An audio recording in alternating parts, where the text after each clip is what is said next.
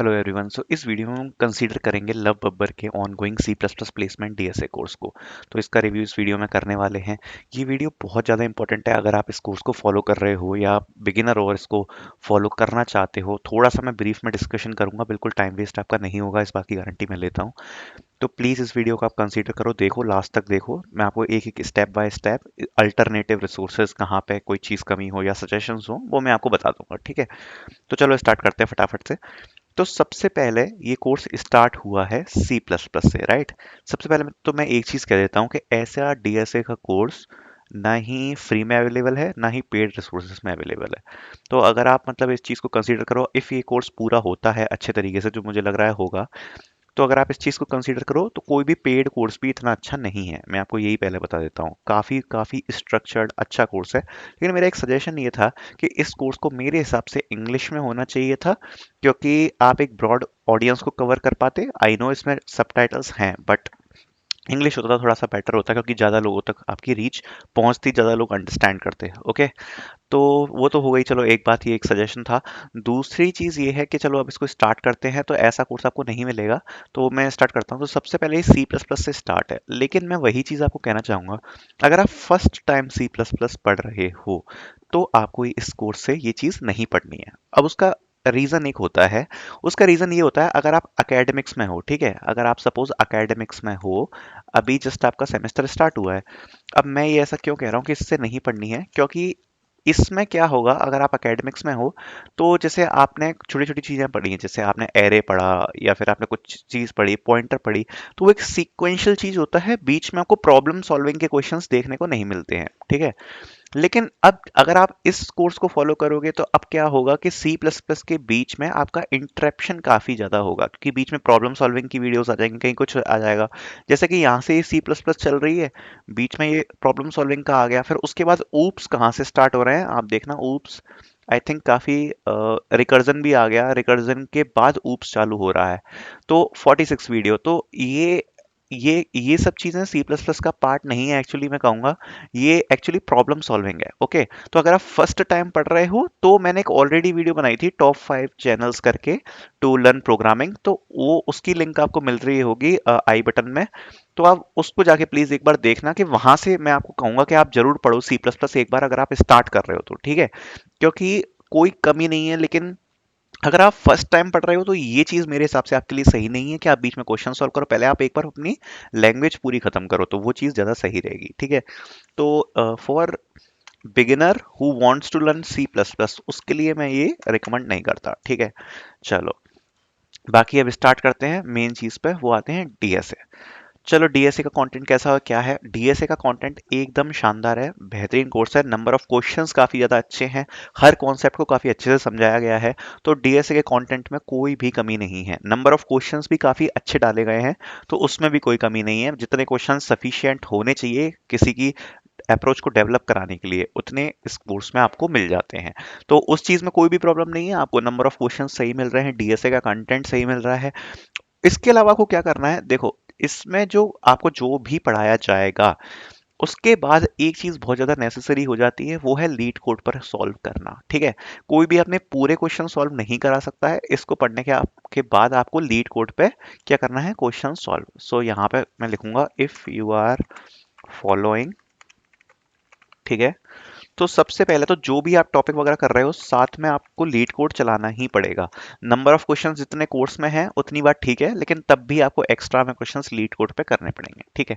वो बात है। अब दूसरी बात जो मैं आपको एक क्लियर करना चाहूंगा, जैसे सपोज मैं कोई एक वीडियो बताता हूँ, वैसे मैंने काफी वीडियोस देखी हैं इस कोर्स की, तभी मैंने रिव्यू किया, इसलिए मुझे थोड़ा सा टाइम लग गया, क्योंकि मुझे काफी टाइम से डिमांड आ रही थी इसकी रिव्यू करने की, ठीक है।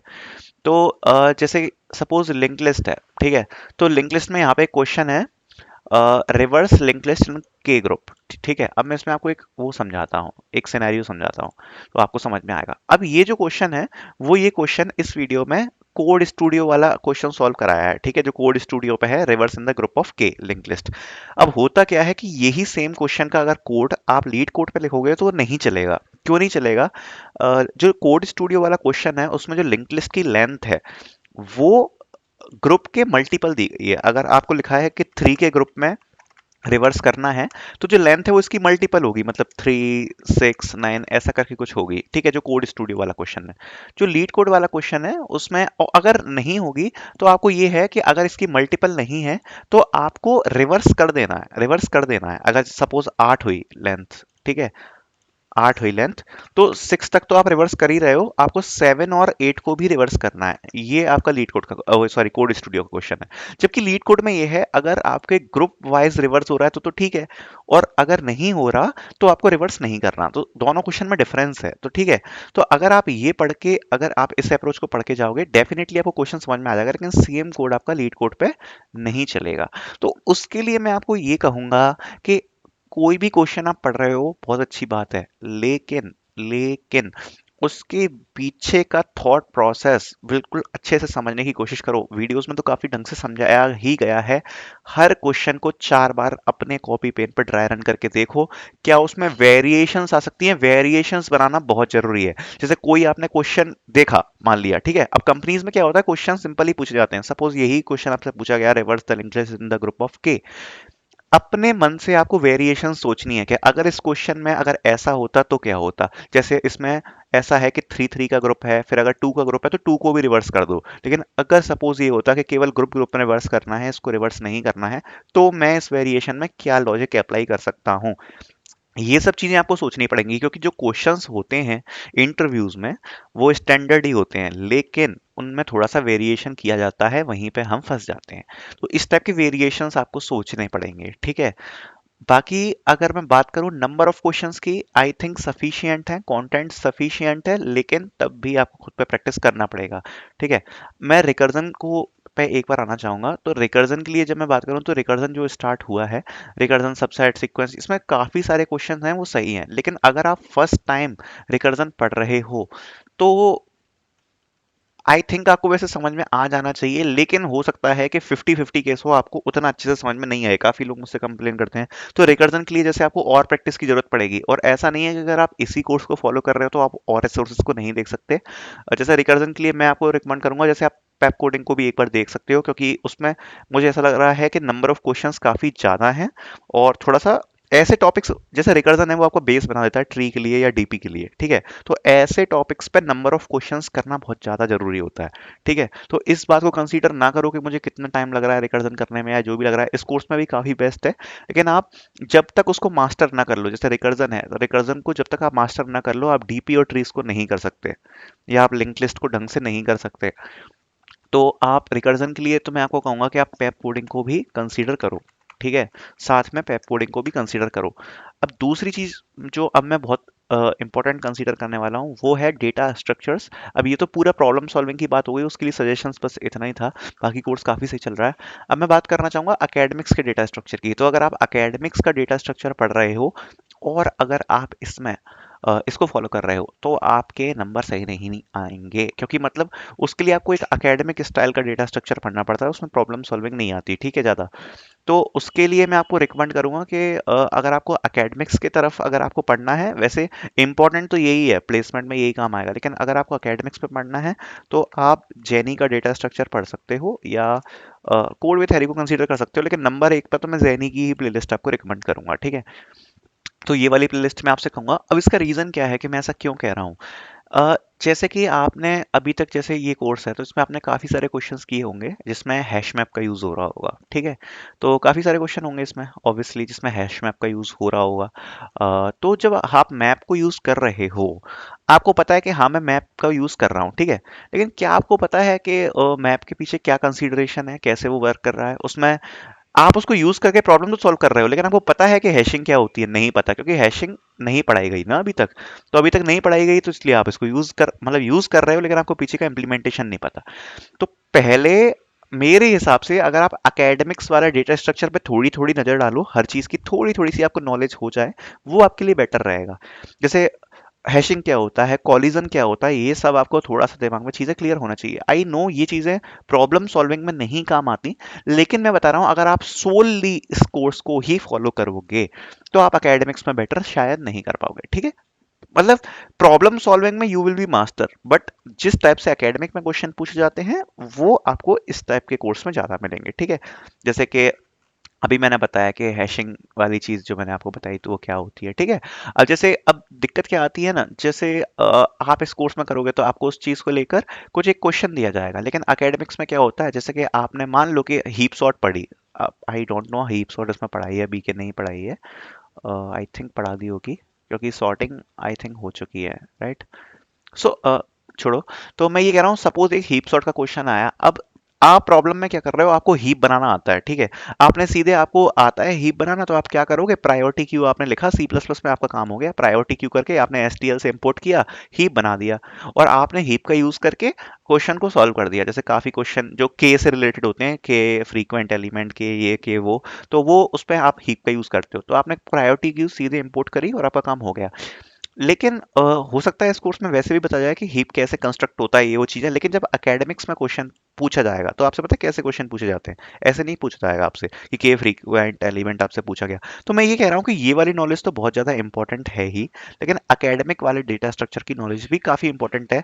तो ऐसा ना हो कि अपन उस चीज में कमजोर रह जाए, तो आप दूसरे रिसोर्स पे भी देखना, जैसे जैनी का रिसोर्स आप जरूर फॉलो कर सकते हो। तो मैं आपसे बात कर रहा था हीप सॉर्ट की, तो वो बेसिकली ट्री पे कंसीडर होती है आपसे, ठीक है। तो जब एकेडमिक में क्वेश्चन पूछा जाएगा तो सपोज ये पूछा जाएगा कि 3 4 6 9, और फिर उसके बाद 1 2 ऐसा कुछ एरे दे रखा है, तो आपको इसको हीप सॉर्ट से सॉल्व करना है। तो आप इसमें क्या करोगे, हर स्टेप पे एक एरे बनाओगे कि मेरा आई पॉइंटर यहाँ है, 2 आई पॉइंटर यहाँ है, 2 i+1 पॉइंटर यहाँ पे है, इसके बाद इससे स्वैपिंग हुई, ऐसा आपको एक 6 to 8 नंबर का क्वेश्चन आएगा, ठीक है। अभी ऑनलाइन सेमेस्टर खत्म होने वाले हैं तो आपको ये चीजें ध्यान रखनी पड़ेगी।